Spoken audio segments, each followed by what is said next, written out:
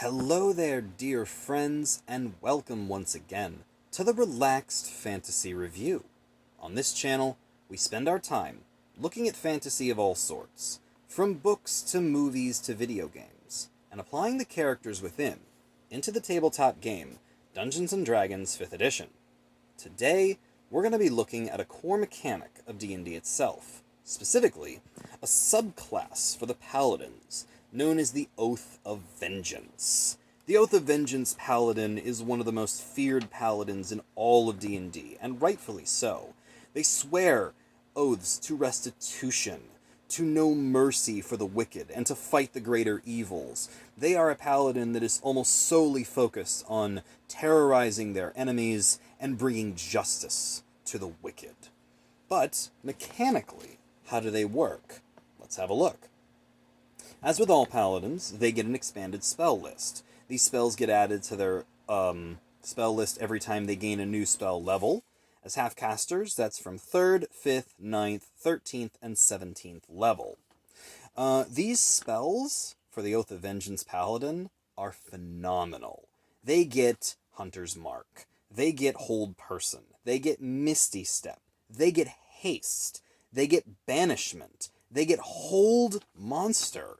These are all super powerful spells, and their spell list is 10 out of 10.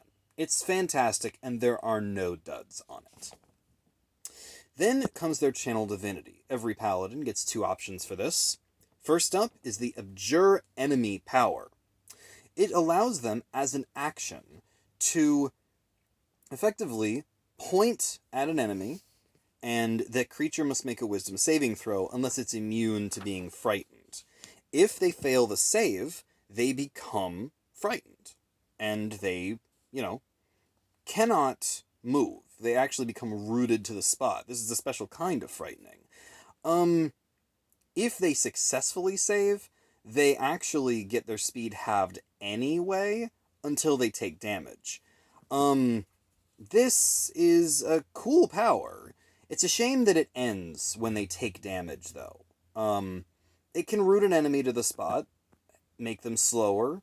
It's okay. I give it a 7 out of 10. But then there's their other Channel Divinity, the one they use more often, the Vow of Enmity. First of all, it's a bonus action to use. You point at a creature, and you swear a vow of enmity against it. For the next minute, or until it's dead, you get advantage on all your attacks against it. This is great. Advantage on demand is phenomenal, and when you're up against a boss monster, there's nothing more satisfying than swearing your vow of enmity and just going to town on this thing. 10 out of 10 for this Channel Divinity. Then at level 7, you get a power that actually goes against the normal power of the Paladin. It's not an aura. It's known as the Relentless Avenger. If you make an opportunity attack against a creature, you gain half of your movement. This allows you to just chase creatures down if they try to run away from you, as long as you make an opportunity attack. And when you do this movement, they don't get an opportunity attack against you. So it's a pretty good movement. I give it a 9 out of 10. Then, at level 15, comes the Soul of Vengeance power. Soul of Vengeance basically powers up your vow of enmity.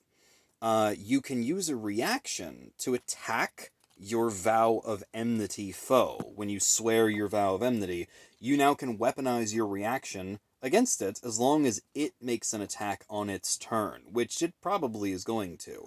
This just allows you to hit your vow of enmity enemy more often. Not bad. 8 out of 10. Then finally, at level 20, the capstone feature, the Avenging Angel power. This is a transformation that you can take as an action, where you gain a form of an angelic angel of vengeance. This gives you a flying speed of 60 feet for the whole hour that this transformation takes place. You also give off an aura of menace for 30 feet around you. Any creature that starts their turn in that space has to make a wisdom saving throw or be frightened of you for 1 minute. Also, while they're frightened, your attacks against them have advantage. And even if they resist the saving throw, they still have to make it the next turn. It doesn't automatically make them immune to it. So you just give off this aura of fear, which they have to save against. If they fail, you get advantage on your attacks without swearing a vow of enmity. And if they succeed, they still have to make the throw the next turn. And this form lasts for an hour. It is by far one of the best transformations a paladin goes through. It's 10 out of 10, and it's high tier 10 out of 10. Obviously, this is at 20th level, but what a capstone to go out on. Overall, the Oath of Vengeance Paladin is a 9 out of 10 subclass. Its channel divinity, pretty much leans entirely into Vow of Enmity. Its spell list is top notch. The Soul of Vengeance power, the Relentless Avenger, your powerful capstone form, it's just great.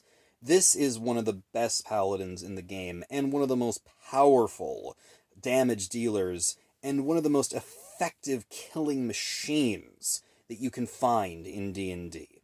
It's phenomenal, and you will not be disappointed. If you want to kill things while being a paladin, this is the paladin for you. This has been the Relaxed Fantasy Review. If you enjoyed the video, please like and subscribe down below, and keep your eyes peeled for more subclass reviews coming down the line soon. Have a good one, my friends.